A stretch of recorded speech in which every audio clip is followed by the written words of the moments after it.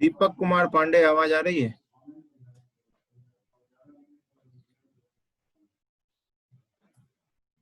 दीपक Kumar Pandey. Yes sir. समझ में आ रहा है कुछ जो बताया जा रहा है? तुम तो आए ही नहीं हो। झूठ मत बोलना, आपको समझ में आ रहा है? यस सर, थोड़ा थोड़ा आ रहा है सर। प्रेजेंटेशन लूंगा मैं अभी अभी जितना भी मैंने पढ़ाया है वो सारे YouTube पे वीडियो मिलेंगे थोड़े दिन में, 1-2 दिन में। तो सारे वीडियो देखने पड़ेंगे तुम्हें, तभी जाके समझ में। फिर उसके बाद प्रेजेंटेशन लूंगा, अगर नहीं हुआ कुछ तो फिर आपके फिर नंबर कटेंगे फिर। ठीक है, ओके सर। तो कहाँ थे अपन? स्क्रीन शेयर हो रही है मेरी? शेयर ही नहीं की है। दिख रही है स्क्रीन? Yes sir. यस। तो अपन कहाँ थे? यहाँ पे पीसी निकाल रहे थे। यहाँ से अगर अपन वीसी निकाल लेंगे, वीसी की वैल्यू आपकी जो आएगी मीटर पर मिनट में आएगी। पहले अपन लिख लेते हैं, ऐसा करते हैं, पाई इंटू डी की वैल्यू कितनी दी हुई है? डी की वैल्यू दी हुई है 160 और आरपीएम दिया हुआ है 400।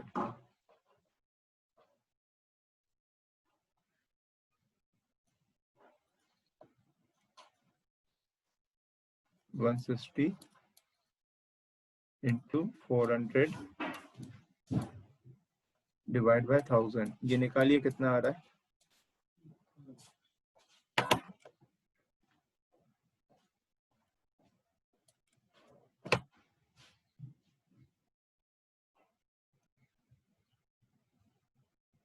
देखिए इधर आओ सर, देखो क्या हो रहा है, देखो इधर आओ, देखो क्या हो रहा है, देखो टच भी नहीं कर रहा हूँ फिर भी, टच भी नहीं कर रहा हूँ फिर भी कुछ भी लिखा जा रहा है ना, ये देखो ना,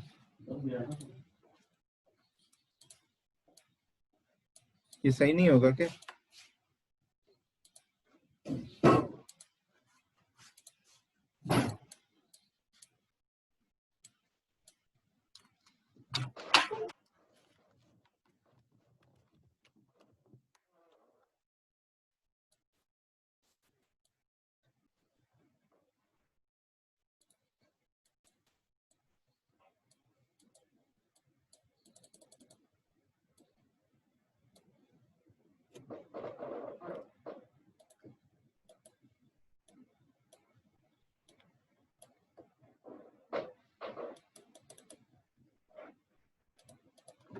सबका नेटवर्क ही वीक है वो सबका। तो पाई इंटू 160 इंटू 400 अपॉन 1000 किया, किसी ने निकाला क्या आ रहा है।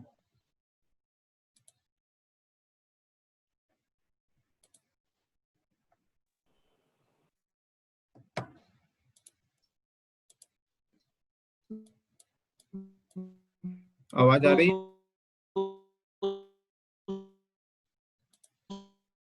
अरे उमेश तुम लिख के बता, तुम्हारा नेटवर्क नहीं आता है।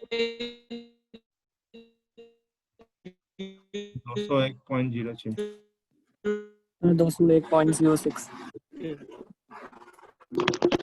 201.06 ठीक है, 201.06 201.06 इसकी यूनिट क्या है, मीटर पर मिनट, ठीक है। और हमें किस में चाहिए, मीटर पर सेकंड। तो 1 मिनट में कितने होते हैं, 60 सेकंड होते हैं।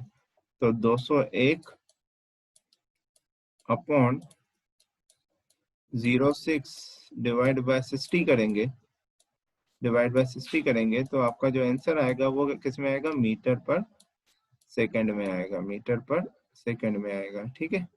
तो ये वैल्यू आप पुट करेंगे यहाँ पे वीसी में, तो ये मीटर पर सेकंड में, और एफ सी आपका किस में दिया हुआ है, न्यूटन में दिया हुआ है। मतलब 1200 इंटू ये करेंगे, 1200 इंटू 201.0 से अपॉन 60 करेंगे तो आपको आंसर मिलेगा वॉट में, और आपको निकालना है किलो वॉट में, तो इंटू 10⁻³ करेंगे तो आपको मिलेगा किलो वॉट में, ठीक है। तो यहाँ पे अभी यूनिट इसको क्लोज करते हैं और अपन करते हैं पीपीटी ऑन, उसमें मशीनबिलिटी इंडेक्स को थोड़ा सा समझा देता हूँ, ठीक है।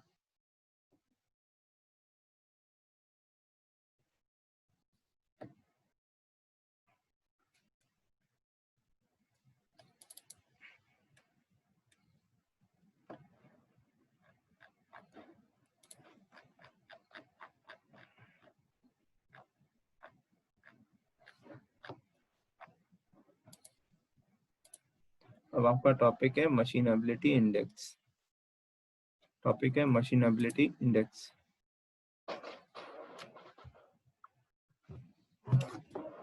Machinability is a ease with which the metal can be cut, bracket में लिखा हुआ है machined, permitting the removal of the material with a satisfactory finish at the low cost.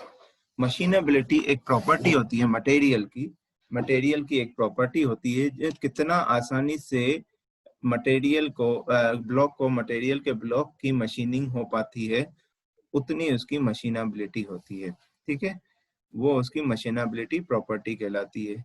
आसानी से कट कर सके, जितना ज्यादा आसानी से कट कर सकेगा उतनी ज्यादा मशीनबिलिटी होगी, उस मटेरियल की प्रॉपर्टी आया समझ में। तो कंडीशन क्या है, finish at the low cost, ठीक है। The material with good machinability, free machining material, bracket में भी मैंने लिखा है free machining material, requires little power to cut, can be cut quickly easily obtain a good surface finish and do not wear the tooling much। ठीक है, क्या है देखिए, आपका जैसे लो कॉस्ट क्यों यूज किया गया, क्योंकि टूल आपका मटेरियल वहां पे अपन को कटिंग फोर्स, जैसे वही बात यही है कि जितना आसानी से मशीनिंग होगी उतना कम फोर्स लगाना पड़ेगा हमें, जितना कम फोर्स लगेगा उतना टूल पे फोर्स कम लगेगा, टूल पे फोर्स कम लगेगा तो आपका टूल वियर्ड नहीं होगा, तो यहाँ पे लो कॉस्ट इंक्लूड हो गया। ठीक है, तो और जैसे ही कटिंग फोर्स कम लगा तो यहाँ पे हमें ज्यादा पावर भी नहीं देनी पड़ेगी, लिटिल पावर टू कट, और ये आपका जो जितना आसानी से मशीनेबिलिटी जितनी ज्यादा होगी उतना क्विकली आपका मटेरियल कट होगा, उतनी अच्छी सरफेस फिनिश भी मिलेगी आप लोगों को। ठीक है, तो ये फायदे हैं मशीनेबिलिटी प्रॉपर्टी मटेरियल में होने के। ठीक है, और मशीनेबिलिटी प्रॉपर्टी को बताने के, मशीनेबिलिटी प्रॉपर्टी जो कैलकुलेट करता है उसका, उस टर्म को बोलते हैं मशीनेबिलिटी इंडेक्स। मशीनेबिलिटी इंडेक्स, तो मशीनेबिलिटी इंडेक्स एक न्यूमेरिकल वैल्यू है जो बताती है कि किस मटेरियल की कितनी मशीनेबिलिटी है। ठीक है, जैसे कि अपन हार्डनेस कैसे पता करते हैं, BHN से, बर्नल हार्डनेस नंबर से। तो बर्नल हार्डनेस नंबर क्या बताता है, हार्डनेस बताता है, वैसे ही मशीनेबिलिटी प्रॉपर्टी कौन बताता है, मशीनेबिलिटी इंडेक्स बताता है। The factors that typically improve the material's performance often degrade its machinability।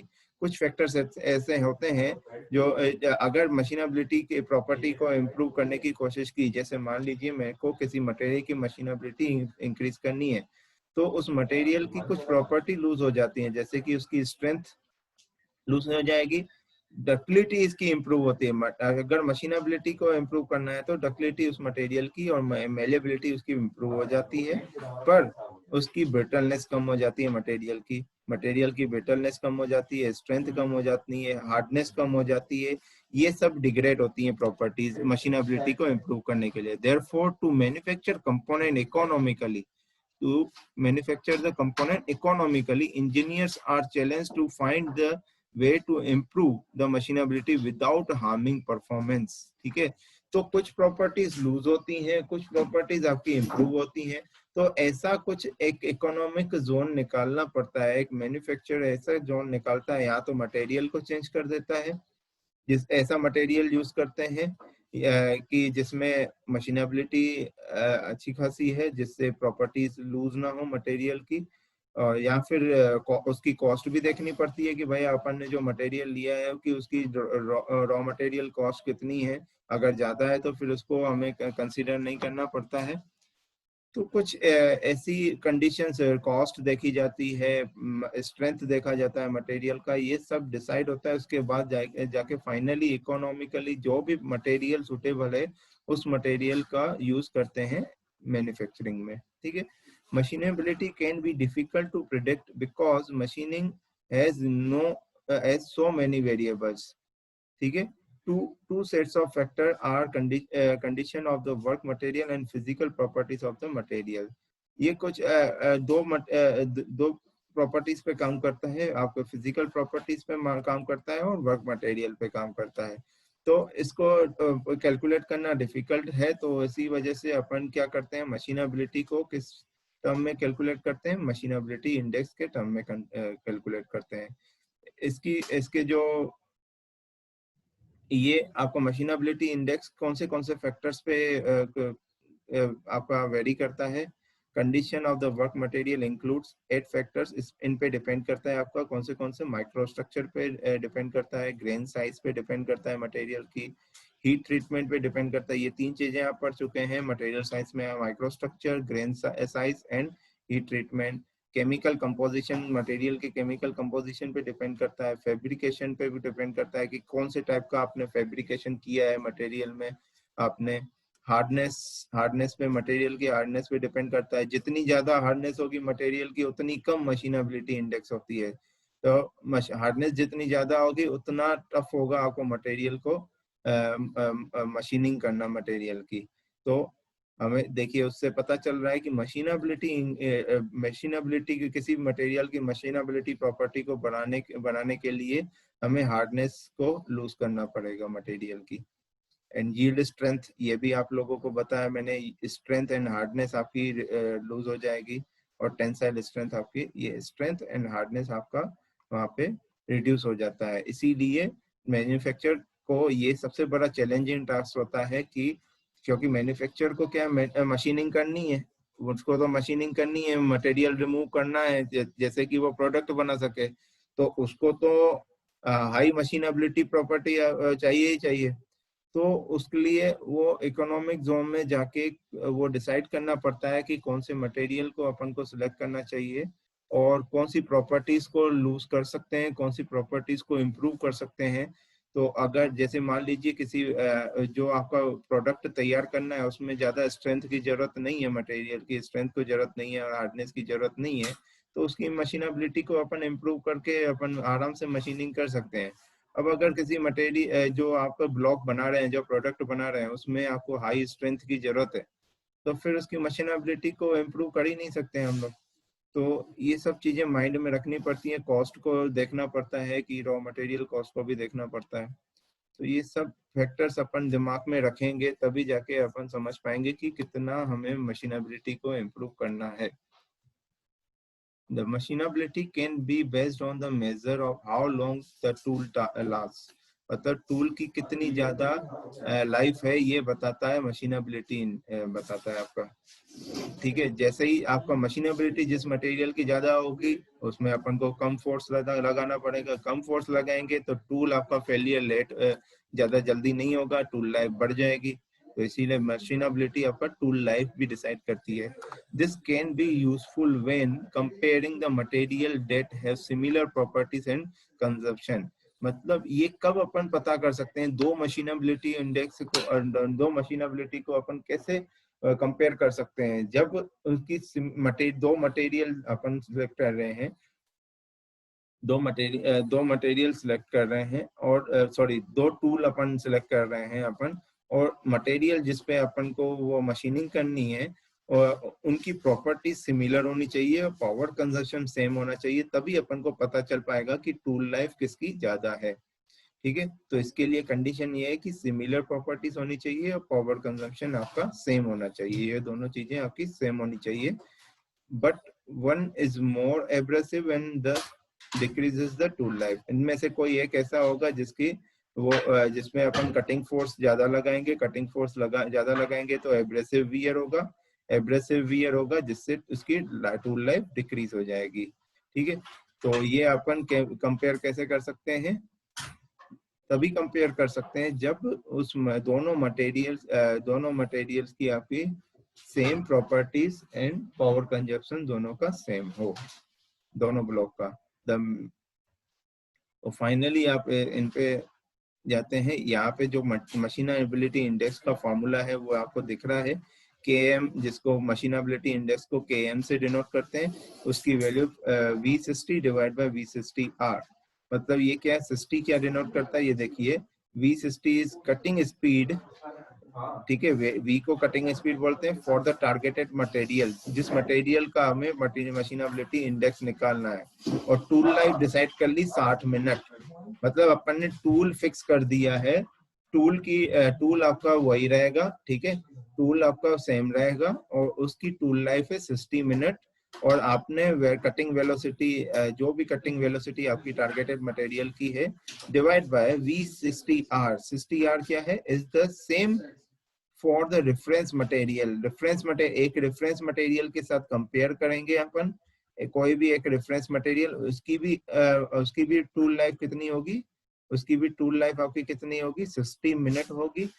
ठीक है, तो दोनों को कंपेयर करके दोनों का रेशियो निकाल के अपन पता कर सकते हैं मशीनेबिलिटी इंडेक्स। ठीक है, cutting speed of reference material लेना है, cutting speed of reference material at tool life of 60 minute. ठीक है, एक तो ये कैलकुलेट करना है, और जो हमारा बेस मटेरियल जिसका हमें प्रोडक्शन करना है, जिस मटेरियल का हमें प्रोडक्शन करना है, उसका 60 मिनट टूल लाइफ में, ये आप लोगों के साथ डिस्कस कर चुका हूं मैं कि अगर ये फॉर्मूला आपका VT की power n is equal to constant होता है, VT की power n is equal to constant, तो T आपको यहाँ से T तो फिक्स है 60, 60 की हेल्प से आपको क्या मिल जाएगा, कटिंग वेलोसिटी मिल जाएगी। एक तो रेफरेंस मटेरियल है जिसका N और C आपको गिवन रहेगा, और एक आपका जो खुद का जो जिस मटेरियल का आपको प्रोडक्शन करना है उसका भी आपको एन और सी दिया रहेगा। और फाइनली डिपेंड करता है किस पे, आपका टूल लाइफ 60 मिनट दी हुई है, तो वहां से V60 भी आ जाएगा और V60R भी आ जाएगा, दोनों आ जाएंगे, दोनों का रेशियो निकालेंगे तो अपन को क्या मिल जाएगा, KM मिल जाएगा। आया समझ में? किसी को डाउट? किसी को डाउट है क्या बेटा? किसी को डाउट हो तो अभी भी पूछ सकता है।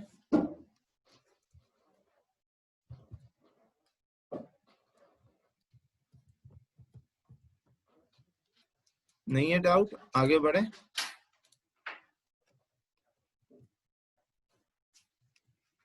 तो यहाँ पे आपका मशीनेबिलिटी इंडेक्स कंप्लीट होता है।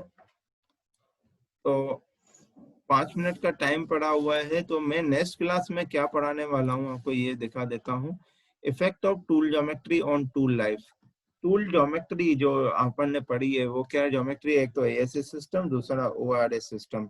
तो टूल ज्योमेट्री में जो जितने भी फैक्टर्स हैं उसका क्या इफेक्ट है टूल लाइफ में, उसके बारे में अपन पढ़ेंगे। तो एक तो हमें रेक्टेंगल में इफेक्ट दिखाई देता है, रेक्टेंगल की वजह से आपका टूल लाइफ में इफेक्ट होता है, और दूसरा किसकी वजह से होता है, क्लियरेंस एंगल की वजह से टूल लाइफ में इफेक्ट होता है। ये दोनों चीजें आप लोगों के साथ कल डिस्कस करूंगा, ठीक है। आज के लिए इतना ही। आप अभी नहीं कैंसिल कर दी? अच्छा कैंसिल कर दी है सर ने क्लास, तो नहीं ठीक है। तो मैं तो वैसे भी सर अभी क्लोज कर रहा हूँ, मेरे को दूसरी भी क्लास है ना मेरी। ठीक है बेटा, ठीक है बेटा, आज की क्लास यहीं क्लोज करते हैं। आप सैटरडे को आपकी क्लास होगी, सैटरडे की क्लास में मैंने बता दिया क्या पढ़ाऊंगा आप लोगों को, ठीक है। Okay thank you. आज के कर देना, हैं अर्पित छिपा क्या हुआ? आज के नोट्स शेयर कर देना बेटा सारे नोट्स आज शेयर के कर रहा हूं। नोट्स शेयर कर देना। हाँ, आज के नोट्स भी शेयर कर दूंगा मैं, सारे 2-3 दिन के नोट्स आपके पेंडिंग में हैं वो मैं शेयर कर दूंगा, ठीक है।